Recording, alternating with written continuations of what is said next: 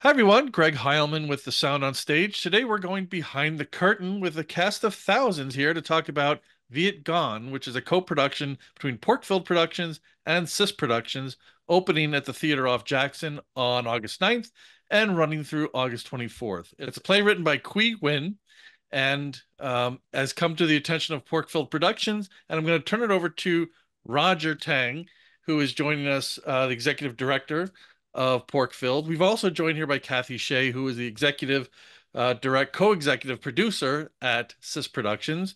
We've got Mimi Katano, which is the play's director, and we've got the music director, Yuelan Lin. So thank you everybody for taking the time to join me here and talk about Vietgone for a little bit. So Roger, yeah, let's start with you and talk about how did you come across Vietgone, or how did it come across your desk, and how did you decide to put it up?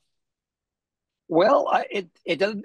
It starts from way back when Qui Nguyen started his Vampire Cowboys theater, and Ken Vampire Cowboys Theater was a New York City-based Obie Award-winning theater that dives into geek theater and combine, matches up genres and things like horror, superheroes, science fiction, that sort of thing. And we and that's so appealed to me back in 2008, 2009. We decided to do his first play, one of his first plays, called Living Dead in Denmark, which is a mashup of zombies, William Shakespeare, and martial arts. Oh wow. And we Yes, and that was a fun thing, and that sort of sits set our philosophy in trying to do genre work for Asian American theater artists here in the Pacific Northwest. Uh, doing that sort of thing, with fight choreography, emphasizes the fun in theater. And then we followed it up with in 2013 with a steampunk trilogy written by a local writer, Maggie Lee, which really gave us a really big uh, kick in production and popularity around here, and sort of made a reputation as a theater that does fun, but still has you know has a diverse audience, diverse cast, and diverse people behind the stage. Now, and Al Kui, in the meantime, started evolving as a writer. He has gone on to work for Disney and done motion pictures, things like that. But one of his passion projects has been to write about his parents and write about trying to understand how he and his parents came to America. And he wrote Vietgone in 2015. Did it at the South Coast Repertory Theater, and he brought it up to the Oregon Shakespeare Festival in 2016. That's where I and a lot of other people saw it as part of the 2016 National Asian American Theater Conference. Uh, and it was sort of a almost a religious experience having a primarily an all Asian American cast in a what's been up till then a primarily white institution and white audience, but with the audience of nearly 200, 300 Asian American theater artists in the audience, and it was a mind blowing, life altering experience for so many people in that audience. People were raving about the show, and I love the show. It was funny. It was hilarious, but it also had a lot of depth to it, and it also had big fight scenes. Which, okay, what more can I ask for? And that same production was brought up to Seattle, where the Seattle Rep did it at the end of 2016. Um, However, I noticed that uh, almost all the shows were sold out, and a lot of the Asian American community didn't have the chance to go see it when it uh, when it when they were running, because they didn't have there was no room for them.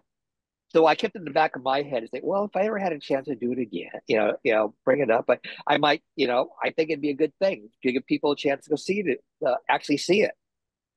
And that's when Kathy came in and suggested, suggested Vietgone as a potential show. And Kathy, as the co-executive producer of SIS Productions and a producer of this play, can you speak a little bit about how you've built this relationship with Roger and Porkfield and how you guys are working together on this? And then also the importance of, I think, what she touched on is bringing theater to the people who, are being represented on stage or who need to see the show or who wouldn't previously have access in some of the larger venues. Yeah, totally. I first saw the show at Oregon Shakespeare Festival along with Roger and all the other attendees of that conference. And for us, I would have gone to see the show even if it wasn't a part of that conference because actually one of the co-founders along with me and two other women of SIS Productions is a woman named Amy Waskey.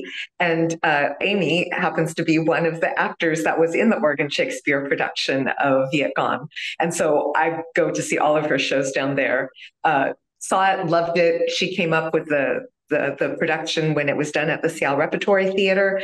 Saw it again, loved it. The reason why it really connected and resonated with SIS is because SIS has always been about focused on new work that specifically centers the experiences of Asian Americans through more of a women's perspective. But the key element in all of the productions we do is usually that our plays are about human relationships with Asian Americans and have a sense of humor. And Vietgone definitely fits in that. I mean, ultimately, Vietgone is a love story between Qui's parents, and we do that. We do shows focused on that humanity of people and their relationships because part of our mission is really to break down these stereotypes and really show who Asian Americans really are. That's because all of our founders were actresses and playwrights who found that most of the material out there that depict us were not written by Asian Americans or focused on our demographic as an audience, but were mostly showing the history of our victimization by the Western world in many different ways. And to be honest, we were tired of people only knowing us through our trauma. And we wanted to really show who we were as human beings through a sense of humor. So we had actually thought about the fact that we observed that actually most of the Vietnamese community, especially not just the Asian American community, but the Vietnamese community of whom the story is centered, didn't have a chance to see the production in Seattle because the rep did it in their small space. So we actually, when we saw it here, we actually thought, this needs to be done so that we can actually bring it to all of our audiences. SIS's audiences have traditionally been about 60 to 70% Asian American, and especially young generations of Asian Americans.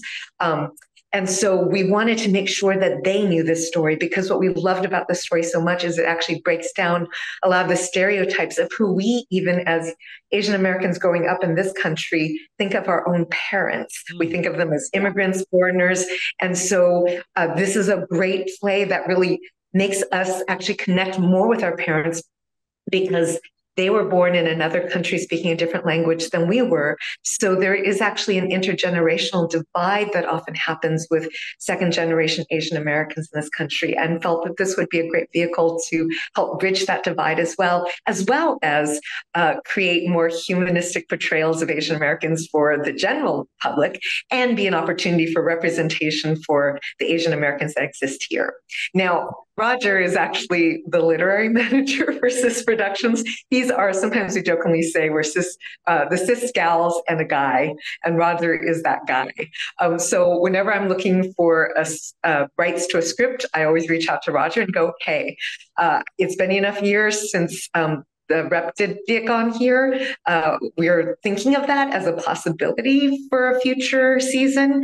And so when I reached out to him as literary manager, he goes, well, actually, Pork Filled Productions has actually been thinking about that. So then we're like, okay, well, why don't we co-produce It it? works, yeah.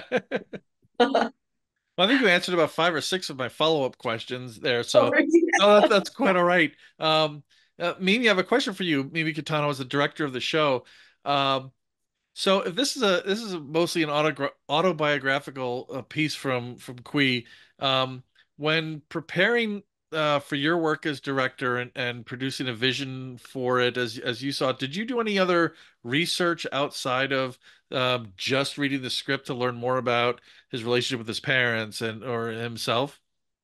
Yeah, I was very interested in finding out. I'm a Japanese national, so this is not my cultural heritage story. So obviously, I knew sort of a general knowledge about the Vietnamese uh, history and refugee experience, etc. But I felt I needed to know more about it. But I wanted to research it from um, more personal story point of view. So I did just timing so worked out that the Sympathizer was airing right around the time that I started the research. So I jumped on and watched that, which was really fascinating. Just the artistry of that storytelling was really fascinating and a very moving and powerful. And then also graphic novel is something that I'm definitely drawing from in the design of visual aesthetic of it, partly because Kui is such a comic book guy, as I understand it, and so I felt like it's his personality aesthetic, and there are a lot of graphic novels that tells uh, family stories in a variety of different ways so beautifully. There is a Vietnamese American, very similar type of storytelling as one of the graphic novels out there. So I research more from that standpoint and how they unfold and tell the experience, as opposed to doing sort of a historical, uh, um, more conventional research. Yeah, it makes sense that the comic book tie-in with his work with Disney with Ryan the Last Dragon and Strange World and some of the other stuff he's done for sure. So Yulan, as the music director of the show, this is described as not a musical, but a play with music.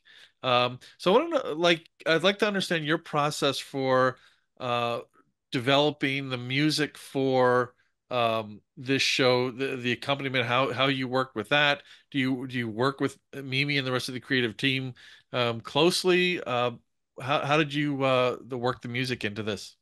Yeah, so Vietgone comes with like demo tracks from I believe like Qui's website. And I think usually when you'd see a production of Vietgone, they would play the demo tracks in the background while the actors are rapping to them. Because another thing about Vietgone is that there's no singing technically, and there's also no like vocal parts given to you. They just give you the words, which can be sung or rapped, and the demo track. And so, part of what's special about our production, I'd like to say, is that we have a live band, that have put together and I'm like rehearsing with separately from the actors for now. And then as we get further in the process, we're gonna put them together. Um, and the other half of my job, I guess, is working with the actors on their raps and singing and however they would like to approach these songs.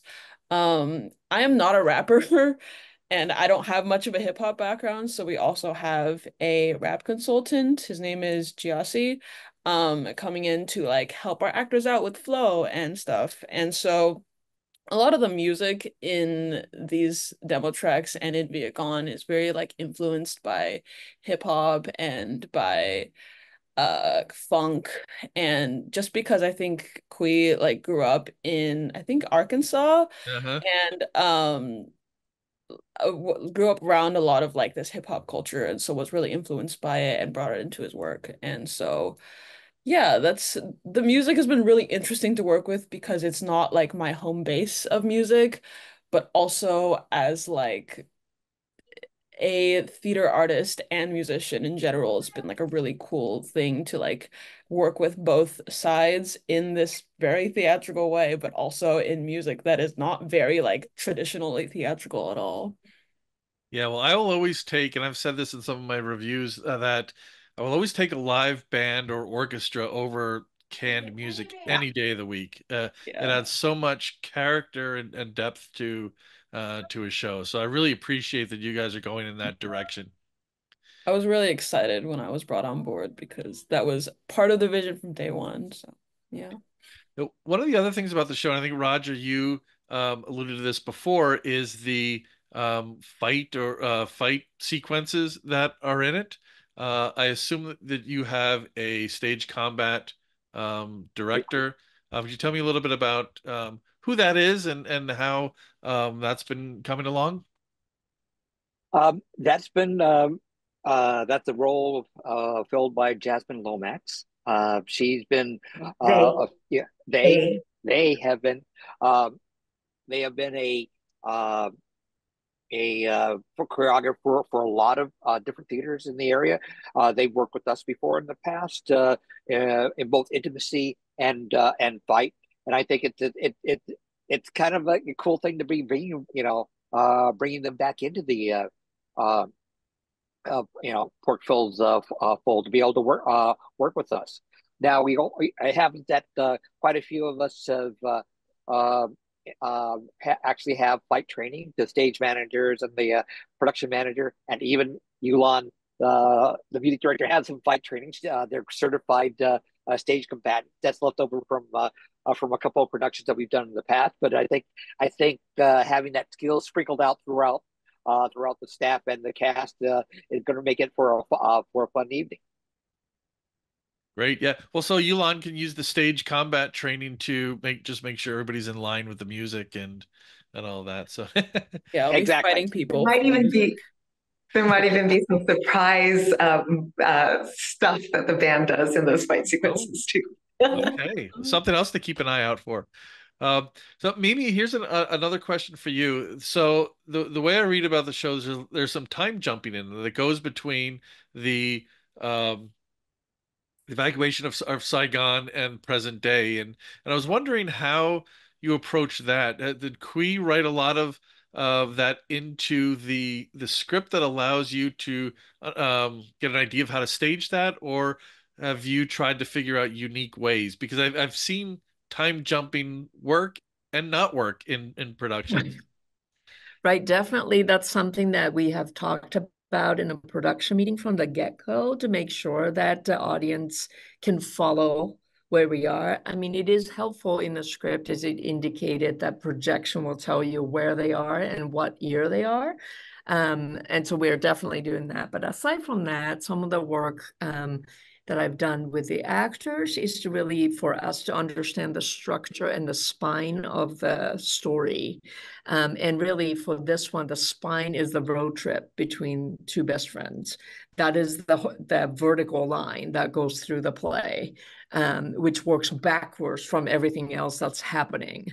And so we did a little bit of an exercise where people sort of write out their own character's timeline, as well as and how that fits into how the script is structured for us to all of us to understand how he's jumping around and what connects what particular experience connects with which memory, so that I think that would make it hopefully understandable, followable for audience.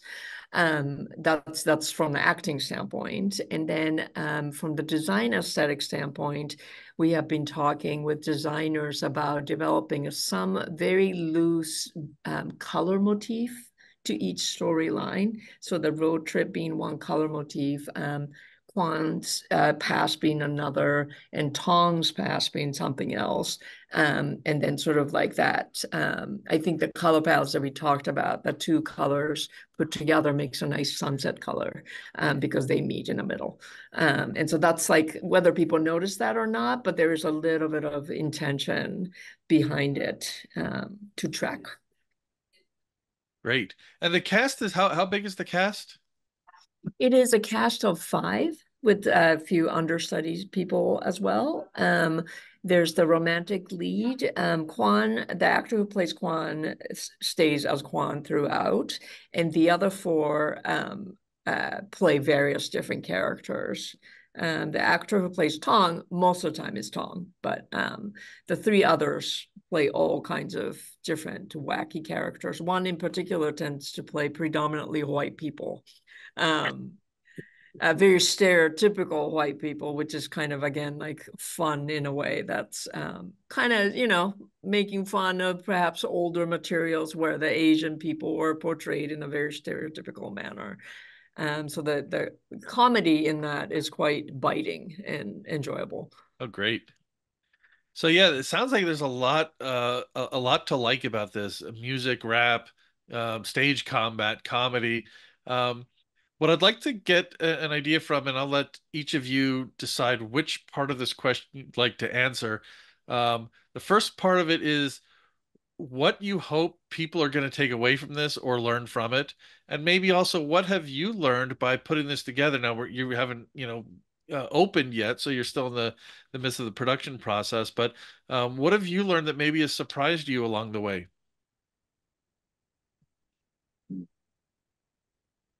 I think my main hope is that, and we talked about this internally as well, um, if people don't know about the background history, then to obviously to give them a glimpse of that and what that experience has been like for that generation of people, and the complexity of people who fled Vietnam and their children who were mostly brought up in the United States.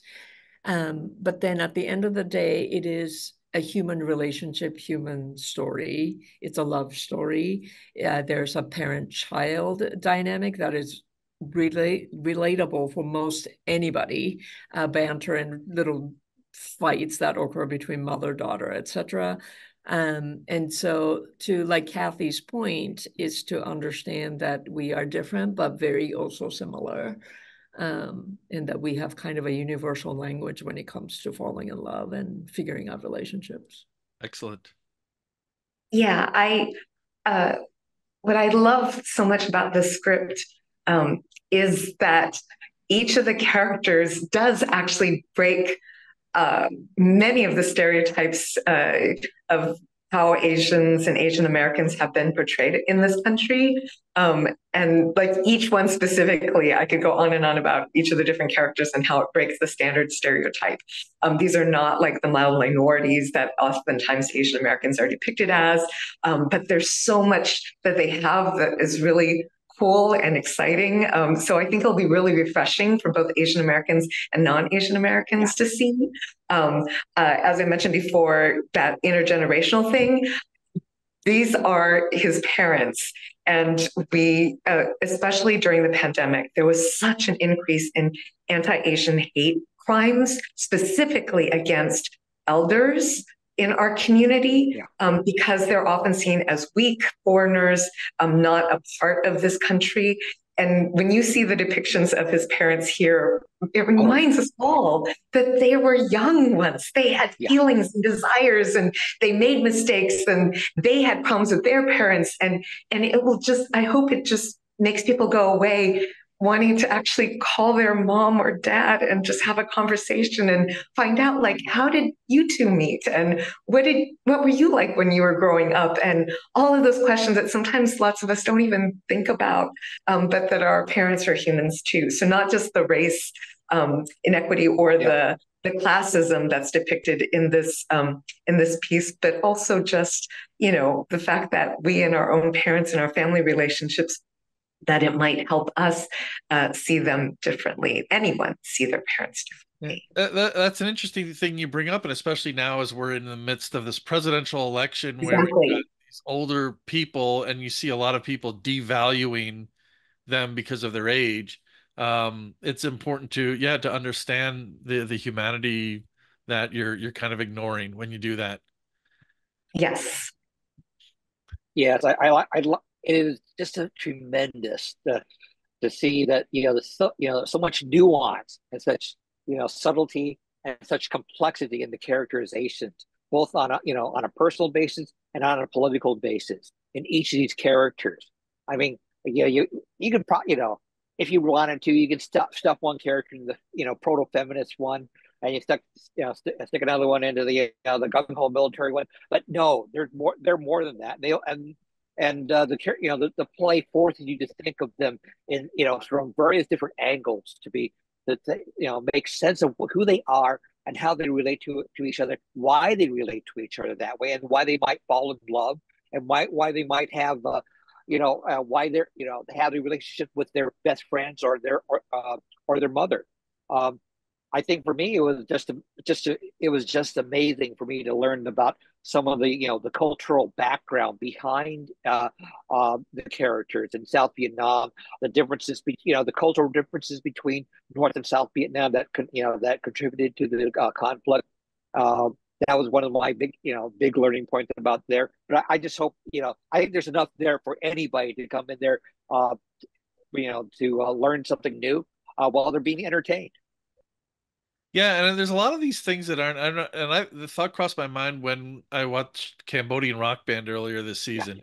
Um, about you hear about some of these things, but you don't dive into them in history class yeah, or in school. yeah, And it's great that there are plays like this and like Cambodian Rock Band that delve into the humanness again, the humanity behind it, and the people, and really get in depth. It's a great history lesson, and when we can be entertained by something, I think those sorts of lessons that stick with us too. That was one of the things that actually surprised me the most the first time I saw Vietgone at Oregon Shakespeare Festival. Um, is the perspective. I grew up with a lot of friends whose parents had fled when Saigon fell. And I remember hearing some of their stories, but we never got into the politics of it because I was just a little kid. Mm. But what I do like, what did surprise me about Vietgone was just how patriotic his dad is, yeah, the main character, because lots of us might have, like, in this country, especially with the Vietnam War, we don't talk about it. Even in history class, it's looked as this kind of black, dark, we Yeah. don't want to like remember that period. So it's glossed over very quickly oftentimes. And we don't delve into all of the what the feelings were around it, other than it's just something everyone just tries to ignore or hide or just, pretend it didn't happen. One of those Um, embarrassing and parts of our history. it's Yeah. very embarrassing for our country. And so we know that a lot of the reason why these Vietnamese refugees had to come to our country was for their own safety because of what had happened.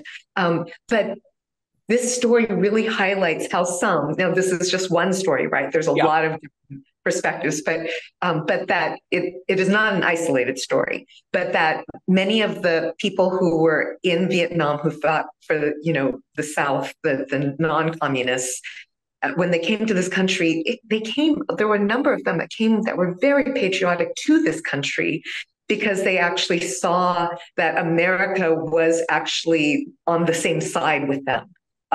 Because of the rise of communism. Now, there are other people who might feel very differently, but that actually made me sob the first time I yeah, saw it. So I'm laughing and laughing, laughing watching this play. And then that final scene just blew me away at how patriotic this man, everything he had gone through, everything he had lost because of that war. And yet he was so patriotic to America that it really does make you rethink, like, who are the yeah, people here? Who is a true patriotic American is not defined by the country that you're born in. And yeah, with a lot of that's going on and all the Oh talks yeah. about who should be here, who shouldn't, I think this is a good reminder of we need to look at people for who they are and their actions and not just categorize huge groups of people into a single, like, they don't belong or they do. Yep. Yeah. I was talking to Brittany Beverly over at Yeah, um, taproot. yeah, who are about that, and also 53% of over at Sound Sound Theater as theater. well. Yeah, I was talking to them about looking at people for who they are, not what they are. And I think exactly. that goes right along with what you're saying. Yulan, how about you? What has your experience been like with this? Is there something you've learned? Don't want to leave you out of the conversation. No worries. Yeah, I feel like I definitely learned a lot about, like Kathy said, we don't learn about the Vietnam War in school. We don't learn about how it affected people and stuff. So I definitely learned a lot there. And I think the process as a whole has just like I guess reinforced for me that theater can be really fun, and that like this show I feel like is so much about like Asian joy as much Yeah. as it is like telling a story and sharing like this history. It is also just like fun. And as someone who comes from like a theatrical background of like doing a lot of political theater, I feel like this is can be kind of like a relief in some ways because while this is political in like telling the story in itself, it's also just feels like it's just a really fun process, and it like feels like in the end we're not sharing our trauma. We're kind Yeah. of celebrating that we're all united, I guess. And united in like art that we can enjoy this piece of theater together. So yeah. Yeah, I mean, it's like we want to use our whole voice when we, present our stories on stage. Of course, trauma and oppression is part of our history, but also with joy and love and friendship is also part of it. And Triumphing over odds. Yeah, I think that's a big part of like the humanity as well, is yeah, that we are people who experience joy as well as sorrows and trauma and everything that is usually shown. So yeah. And that's what gets us through all of that stuff is Yeah. to lean into those relationships and what we really want out of life, despite everything we've gone through. Yeah. Excellent. Well, I can't wait to see it. It opens on August 9th, runs through August 24th at the Theater off Jackson in Seattle. And I thank you all for taking the time. Roger Tang, Executive Director, Pork Filled Productions, Kathy Hsieh, Co-Executive Producer at SIS Productions, Mimi Katano, Director of Vietgone, and Yuelan Lin, the Music Director of the show. Thank you so much for taking the time. I can't wait to see this show, and I hope so many people come out to see it. I'm going to do whatever I can to get the word out about it as well. So thanks again. Thank you all out there for tuning in to Behind the Curtain for Viet Gone. Greg Heimel with the sound on stage. And until next time, I will see you at the stage door.